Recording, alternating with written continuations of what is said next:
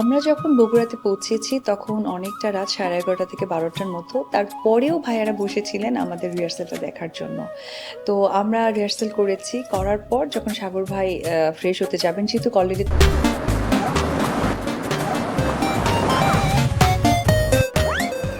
একটা সময় বলছিল যে, "আপনার তো অনেক গোল্ড পছন্দ না?" বলছি, "হ্যাঁ।" বলছে, "তাহলে কি কলস হলে আপনার ভালো হয়?" আমি বলছি, "ভাইয়া তাহলে কি আমরা মাটির কলস নিবো? তাহলে ভালো লাগবে, রিয়েলিটি মনে হবে।" বলে, "না, না, না, মাটির কলস কেন?" আমি ভাবছিলাম যে হয়তোবা হয় না যে মাটির কলসটা হলে বেশি রিয়ালিস্টিক মনে হবে। যেহেতু আমাদের যে কলসটা ছিল ওটা একটা সিলভারের ছিল, যাতে নাচের সময় ভেঙে না যায় বা ব্রোকেন হলেও প্রবলেম না হয়। আমি ভেবেছি এরকম একটা কিছু উনি জানতে চেয়েছেন। পরে বলছে, "যদি কলসটা স্বর্ণের হয় কেমন হবে?"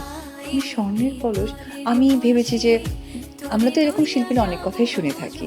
অনেক কিছুই তো আমাদেরকে জানানো হয়। এমনকি সিনেমার ক্ষেত্রেও আমাদের লন্ডন, আমেরিকাতে শুটিং হচ্ছে। পরে দেখা যাচ্ছে গুলিস্তানেও হয়ে যাচ্ছে।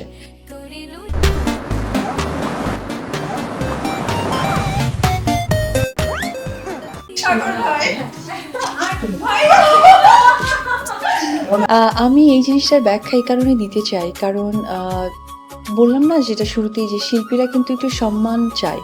এর বেশি কিছু নয়। এখন সোশ্যাল মিডিয়া থেকে শুরু করে এবং কাজের জায়গা থেকে যেখানেই বলি না কেন, আসলে শিল্পীরা কতটুকু সম্মানিত হচ্ছে বা সম্মান দেওয়া হচ্ছে। তো আমার কাছে মনে হয় যে এই যে আমার প্রাপ্তি, এটা ধরে রাখতেই যদি নিজেকে আমার মতো করে গুছিয়ে রাখি, তাহলে হয়তোবা অর্জনটা সেখানেই শেষ থাকবে বা সেটা আমি সারা জীবন মানুষের কাছে বলতে পারবো। কিন্তু এই অর্জনের পরেও যদি আমি চিন্তা করি আমাকে কেউ অসম্মানিত করে, তাহলে এই অর্জনটা কিন্তু অনেকটা খাটো হয়ে যায়। তো একজন শিল্পী হিসেবে আমি মনে করি যে আমি তো অনেক অর্জন পেয়েছি। আজকে চ্যানেল আই আমাকে যে অর্জনটা দিলেন, কারণ এটা একটা আমার পারফরম্যান্স ছিল মাটির কলসে। তো সেইখানে তারা অনেক ভিউ হয় বা আমার অনেক ভালো কাজও দর্শক দেখেছে।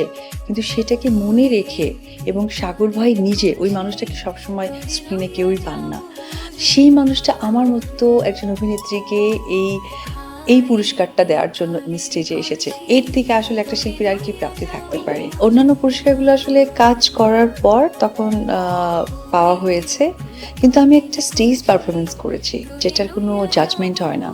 সেখানে এরকম একটা সম্মানিত দামি পুরস্কার পাওয়া, এটা টোটালিটি মিলেই সারপ্রাইজড এবং তারা আমাকে পুরস্কারটাও তুলে দিয়েছে একদম সারপ্রাইজলি।